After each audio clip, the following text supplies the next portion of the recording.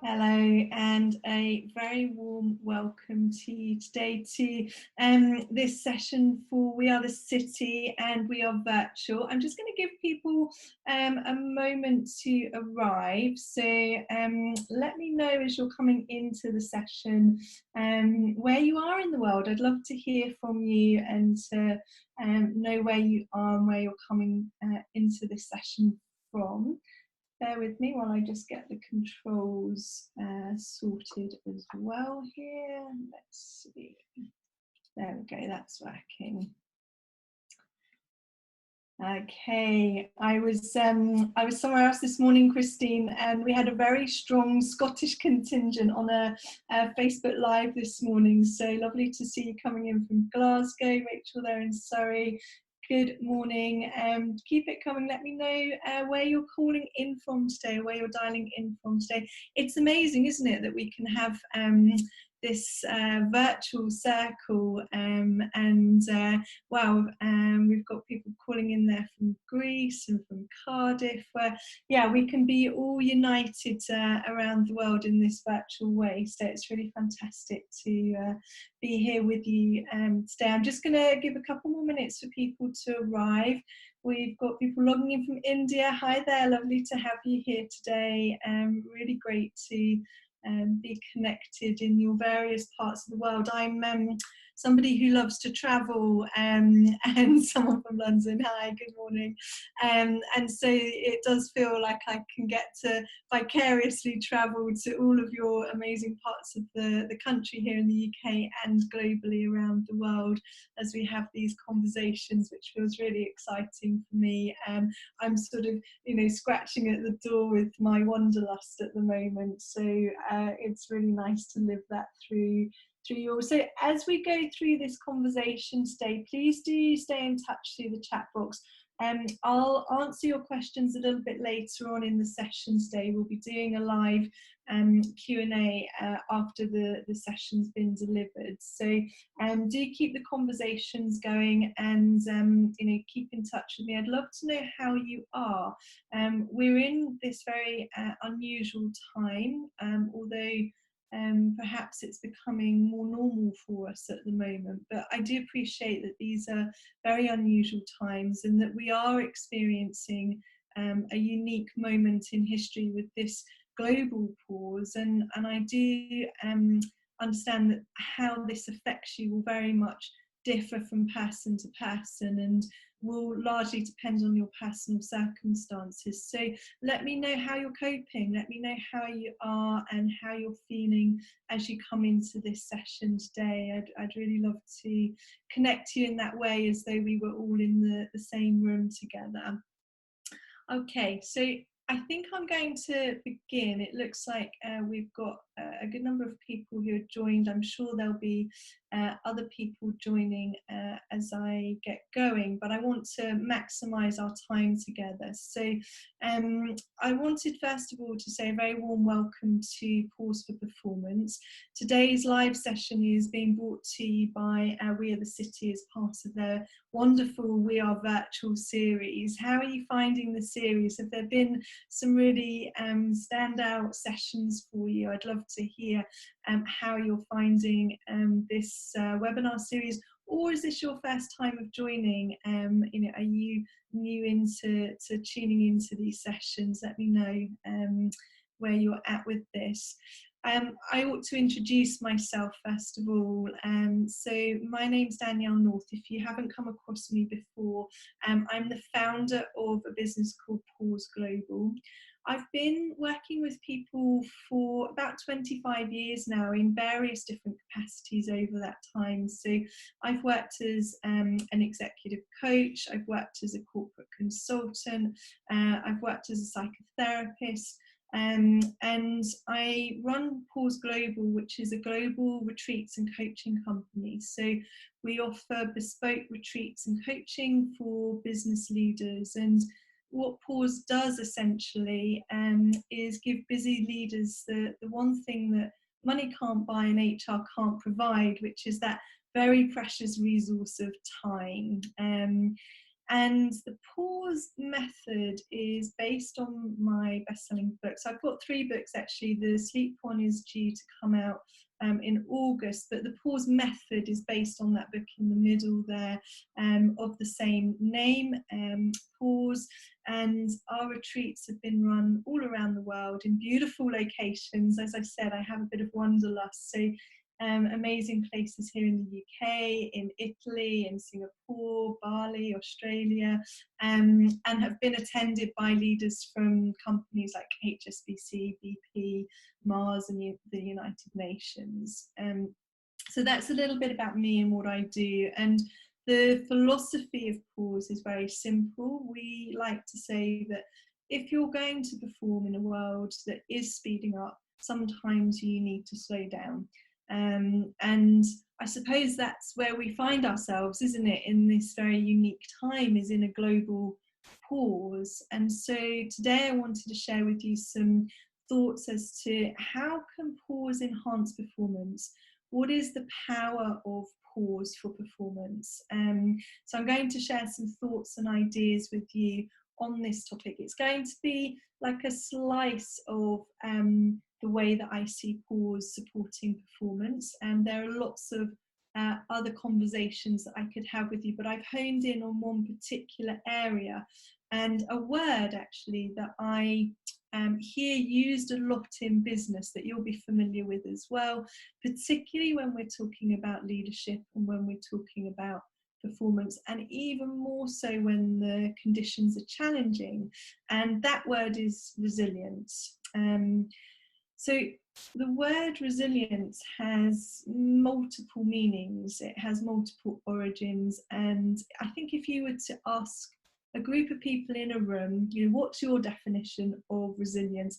I think we would get a myriad of different responses to that question. It means different things to different people, and it's very much a buzzword in business. So what I'd like you to do just for a moment is to sit with yourself and to consider the word resilience. How does that word feel to you? How do you perceive the word? What sort of feelings, responses, images, emotions does that word resilience conjure up for you? So just taking a moment to connect with that word, whatever your associations are, and you can share your associations in the chat box with me as well. That would be great to just get a sense of what does this word resilience mean to you, and what are the connotations or the connections that you have, either positive or negative, whatever comes up for you. Just letting me know, how does the word resilient respond in your body? So does it inspire you? Does it confuse you? Does it energize you? Do you feel apathetic, engaged with the word, or just a bit over it? Great, I can see some of your responses coming in, and that's amazing. There's such a different range of responses that are already coming in. I'm just having a read of that. That's fantastic. So yeah, thank you. Keep sharing those. It's so nice to know that there are other people here in this experience. So great, I love that. I'm going to just give you a little bit about the history of the word resilience. That was a bit about the business, I'll skip that. And clearly multitasking is not my strength. By the way, I'm a good listener, I'm not such a good multitasker, so forgive me if the slides don't always align up with the conversation at any moment. So the concept of resilience comes from a Latin word called resilire, and that word means to sort of leap or spring back. It's like a recoil response, and it was used by a philosopher in the modern sense, and I say modern loosely, in 1625, an English philosopher called Francis Bacon, and he was looking at the word in relation to ecological systems, the ability of ecosystems to absorb change and disturbance, which I thought was very interesting at this time where we're seeing our ecosystems actually responding and rebounding from some of this global pause that we're having. And so the idea of resilience being this kind of springing back, this rebound, this recoil. And then there's another sort of idea about a shape being able to have the power to return back to its natural position after it's been compressed or bent. In physics, it was used as a way to describe the amount of potential that's stored in a material when it was deformed, an elastic material. So if it wasn't pulled taut, what was the amount of potential within that elasticity? And that really got me thinking about us as leaders, as men and women in business, how we're often having to kind of bend ourselves, reshape ourselves, and at sometimes even compress ourselves at times. So for the purpose of this session, whilst we'll all have our own version of what the word resilience means to us, I'm going to use the word in this sense, the act of rebounding, and particularly from the point of view of returning back to your natural state. So going back to Francis Bacon's kind of ecological systems idea, how do you rebound and return to your natural state? So we know that resilience is used a lot as a word in business. My sense is that it can sometimes be used without any particular definition. Sometimes it's not given any context or any examples of what does that really mean or look like for a leader in practice. And then what we often do is we add another word to it. We add the word emotional resilience. And that comes then with a whole nother layer of complexity. What does it mean to be emotionally resilient rather than simply resilient? And sometimes I think that we can have a positive connotation and a positive feeling about resilience. And sometimes it can come with an inference that might be less positive. So one where we feel that we might have to perhaps armour up a little bit or become tougher or stronger so that we can stretch to or even go beyond our limits to manage increasing workloads, juggle complex time zones, being able to survive economic pressures. So there can be an energy associated with the word resilience in business that it almost feels to me like we might have to resist being affected or changed by our experiences. So almost this sort of, we have to bounce back quickly, we have to be unscathed, unchanged, and sometimes, particularly if you're told to be resilient, that probably doesn't feel very good.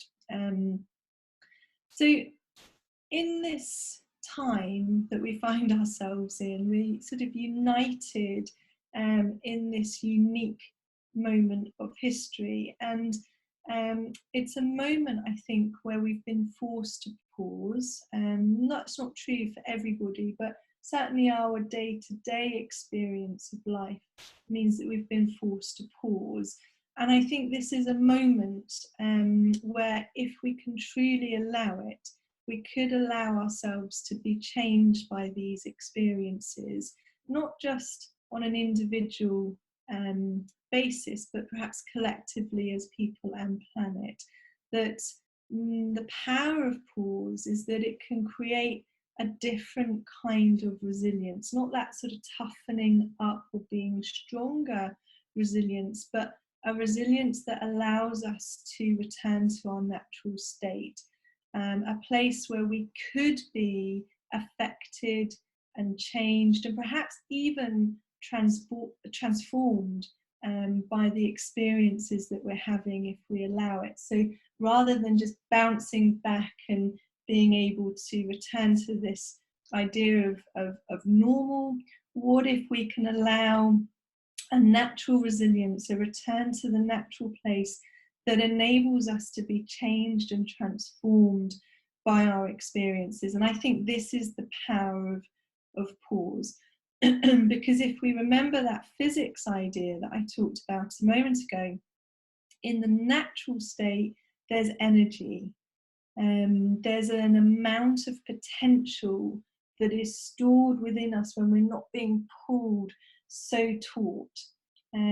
If we're not needing to have that kind of tougher state of resilience, if we allow pause for performance to be about returning to a natural state, then the true resilience is in the natural place with our natural energy. So that's a point of view. You can have your own perspective on that, obviously, and you may or may not agree with that. But this is something that I just want you to contemplate, is the idea that resilience is a return to a natural state to release potential energy, which feels to me like a really exciting connotation for resilience. So I want you to take a moment to consider this, that if, and I know this isn't how it is for many of you right now, so some of you will have to imagine this for a moment, but when all the busyness and the pressures and the demands and the expectations have been stripped back, what is your natural state? What is your natural potential? What is your natural energy? These are quite big questions that I'm asking right now. So in fact, they're very big questions. Pause is often about the contemplation of bigger questions. So I might encourage you, if you want to, after the session, to perhaps journal on these questions. So the questions are, what are your natural state, or what is your natural state? What is your natural potential? And what is your natural energy? So some questions that you could think about beyond this live session today that might allow you to consider and contemplate resilience and the power of pause and resilience together from a different way. And then on the flip side, if you take a moment to think about the consequences for you if you were to move away from your natural state, what is that like for you? So again, this is something that you might want to think about journaling after this session. What happens if you are constantly putting on the armor, needing to sort of protect and defend yourself? If you're having to continually toughen up in your everyday life, what happens to your natural state then? So that's something you can think about. How does that feel? What happens to your ability to set boundaries? How easy is it for you to identify your needs, and can you then meet them for yourself from this place? From that place of toughening up, how easy or difficult is it to nourish yourself, to really feel healthy? So these are some considerations and questions that you can think about on the other side of this idea of the natural place. Okay, I skipped ahead. There we go. Let's go to this. So if we think about being a leader in these very complex times, and the possibility of leading from a natural state, we can consider how toughening up affects our ability to relate to others. How does it affect our ability to deepen our self-awareness? How does it affect our ability to connect in a compassionate way with others, to lead a vision, to inspire, to hold all of this complexity that leaders face today?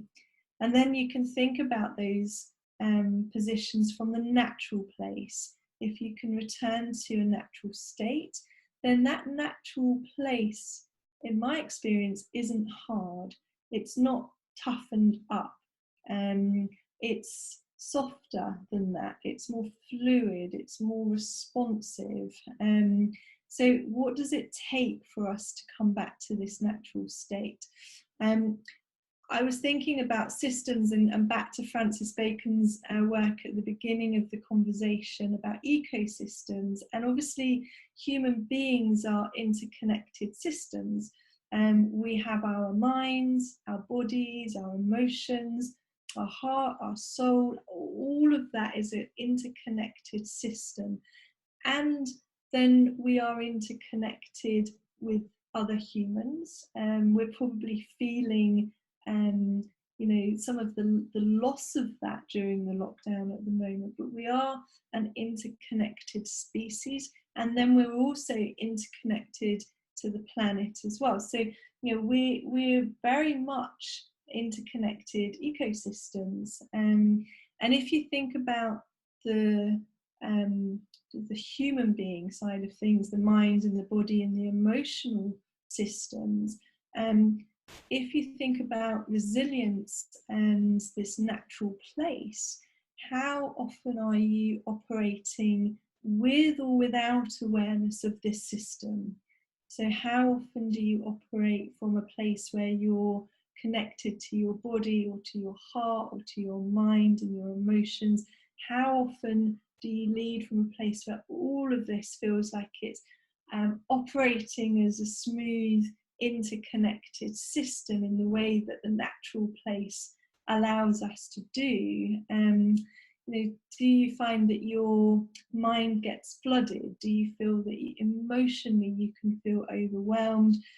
Is your body tired sometimes but your mind's still wired? These clues and signs and signals that the system that you're living in, that you're inhabiting, might just be a little bit out of balance. And of course, as we move out of balance, then the less resilient or the less in our natural state we will be. And in my experience, there are many reasons, multiple reasons why these imbalances occur. And I think it's a very normal thing for these imbalances to occur. But one of the things I think can happen is when there's a tension for leaders, particularly between time versus energy. You might recognize this struggle yourself, where there's this tension between time and energy. So often leaders will think, I just need more time. If I have more time, then I would get more done. I would get the results that I'm looking for. I would be able to achieve all of the things that I need to do. But what can happen here in this tension is that when we're kind of trying to carve out that a little bit more time, is that what gets sacrificed can be the emotional, physical and mental well-being, that interconnected system that I was just speaking about, as well as the outer system that can nourish us as well, beyond perhaps the day-to-day work.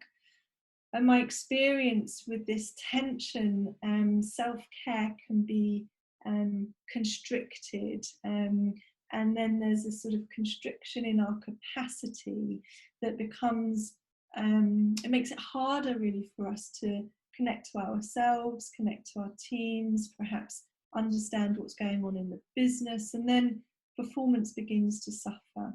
So this is something for you to consider again. I realise I'm giving you lots of questions, but that's really how pause works, is we want to be in a state of inquiry where we're asking these questions to help deepen our self-awareness, to allow us to create change and transformation. So something for you to think about, maybe to journal on. How does this tension of time versus energy play out for you? What do you notice happens in your everyday experience? Do you skip meals? Do you log in late at night? Do you cram in back-to-back meetings? Do you thrive on that? I used to really thrive on that tension, actually, to see how far I could push my limits, and just to check how invincible I was. I discovered that I wasn't, and I was actually just a human being with limits, which was quite disappointing, but also a bit of a relief in the end. So how does this tension play out for you? I'm noticing in the coaching conversations that I'm having that some people that I'm working with have some additional time at the moment. Not everybody, because some people are having to homeschool and have their partners at home, and that's adding a whole different dynamic to life. But for some people, there are these windows of extra time where the daily commute is no longer required, and yet the days don't seem to be any more spacious. They seem to have still managed to sort of absorb that little bit of extra time, and yeah, there's still this tension between time and energy, where the day still might not feel as spacious as it might or as it could. So notice what's happening for you. Do you abandon lunch breaks, for instance? Does your sleep get pushed back? Does that get deprioritized? You know, when these sorts of things occur, our sort of focus on self-care or our personal development might kind of reduce. But I think when you're in it, this cycle can feel very normal, this tension between time versus energy. So then that leads to another question, which is what I love about questions. One question always leads to another question, which is, how do you break the cycle? How do you break that cycle and begin to create these pockets of space for yourself? How do you shift this tension between time versus energy? And for us in the sort of pause community, what we do is use what we call pause practices. And essentially what pause practices allow you to do is to engage in an ongoing inquiry with yourself about yourself.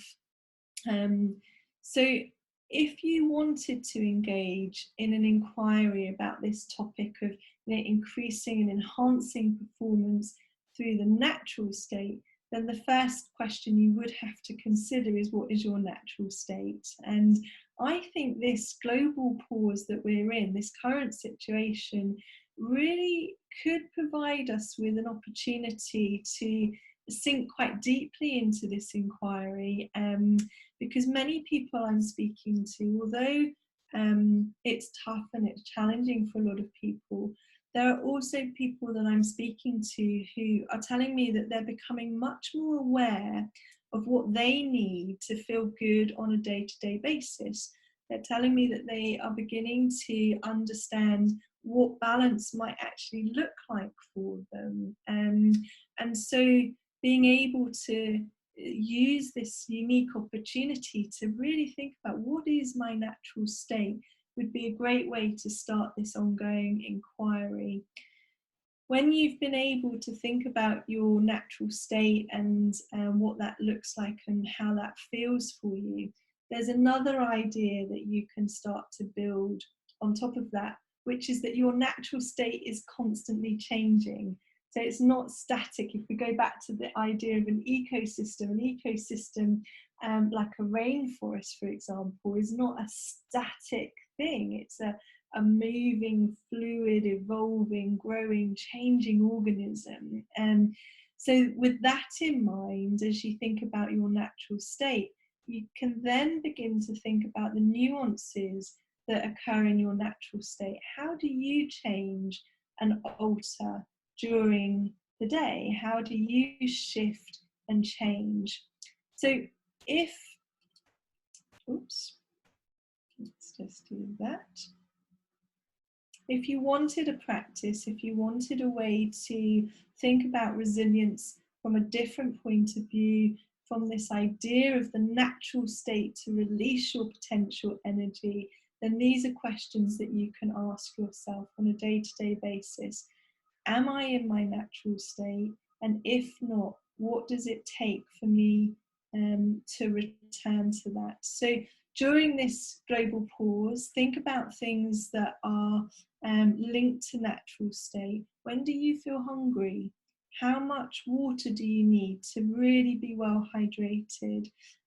What is your natural sleep cycle? So you can begin to experiment with your sleep and finding out when do you naturally want to go to bed, when do you naturally want to wake up, when during the day is your energy at its peak. So, you know, because we're in a fairly, for most of us, a fairly consistent routine at the moment, you'll be able to examine your energy levels throughout the day, and where does your energy really rise, when does it fall, when are you at your most creative, so when do you have those kind of bursts of innovation and new ideas, when's the best time for your physical exercise, what about your spiritual practice, prayer and meditation, when does that best fit into your day? A question for some people who are living perhaps in a you know, a more full household could be, how much time do you need alone? That's probably a trickier question if you are living alone at the moment, but if you've got a lot of people around you, how much time do you need alone? I've been hearing stories of mums locking themselves in the loo to get their 5 minutes of peace and quiet when they've got everybody around 24/7 at the moment. So, you know, how much alone time is good for you? What do you need? What's your natural state with this? Thinking about your practices, your journaling, connecting to your values, your needs, your desires. There's many, many things that you can be thinking about in relation to your natural state. And the reason that you would do this is so that you can begin to build sustainable daily rhythms for yourself, so that over time you could begin to live much more from your natural state, which then provides you with strength, it provides you with energy, flexibility, agility to respond to whatever life is really presenting us with, be that you know, positive or challenging. And this is a place of strength, but a place of strength where there isn't any toughening up. We're not in an armoured or defensive position. It's a strong, soft, responsive, fluid position. It's your natural place. And so as we come to the end of this presentation part of the conversation, I wanted to introduce you to an Icelandic word, insae. And insae is about your natural place. It's about knowing yourself from the inside out, not the outside in. And that's what this pause provides you with the opportunity for at the moment, the deep inquiry to really know yourself from the inside out, so that if you want to enhance your performance, rather than asking, you know, how can you be more resilient, you can ask, how close to my natural state am I, and what do I need now to return back to my natural state? And we can really do that when we know ourselves from the inside out. So I'm going to close the presentation part of the conversation right now, and hopefully then open up a Q&A. I'd love to hear from you and to spend some time just engaging in a conversation. Hopefully Chantal's going to help with that as well. That in the meantime is just where you can find me in all the usual places online at Pause Global. So next session on the 5th of May, you'll be joined with Susan Heaton-Wright, and she'll be running a session about how to be seen, be heard and make an impact virtually, which hopefully we've managed to do a little bit of that together here today. Thank you so much everybody for participating, for bringing your energy to this conversation, and particularly for your beautiful questions, and go well in this pause. I wish you all the very, very best.